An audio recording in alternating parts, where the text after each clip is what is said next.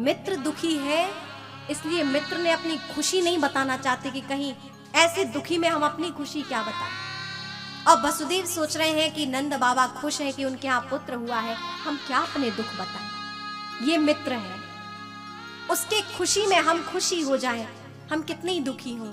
लेकिन मित्र यदि दुखी है तो उसको हम अपनी खुशी भी जाहिर ना करें, हम उसके दुख में खड़े हो जाएं। ये मित्रता की परिभाषा है। किसी ने पूछा कि मित्रता का मतलब क्या होता है, मित्रता का मतलब क्या होता है। किसी ने बहुत अच्छा जवाब दिया कि जहां मतलब होता है वहां मित्रता नहीं होती,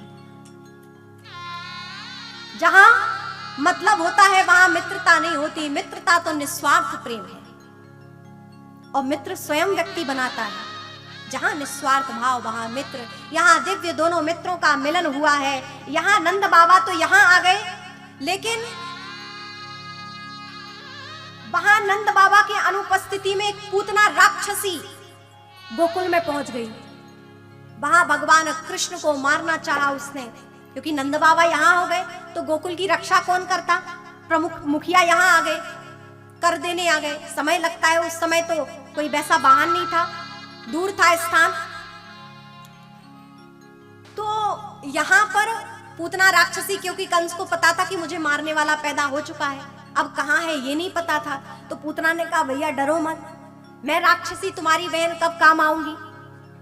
कहा ठीक है बहन, तुम क्या कर सकती हो मेरे लिए। कहा मैं रूप बदलने में बहुत बड़ी माहिर हूं, ऐसे रूप में जाओगी बहन तो तुम्हें तो कोई भी भगा देगा राक्षसी रूप में। कहा भैया ऐसे नहीं जाऊंगी, मैं बहुत सुंदर रूप धारण करके जाऊंगी। अपने स्तनों में उसने विष लगाया और पहुंची है समस्त। अब कैसे मारोगी, कैसे ढूंढोगी कि वो बालक कौन सा है। उसने कहा भैया मैं जितने भी बालक हुए हैं उन सब बालकों को दुग्ध पान करा के मार दूंगी, उसी में आपका भी जो शत्रु है वो भी मारा जाएगा। पूतना चली अपने स्तनों में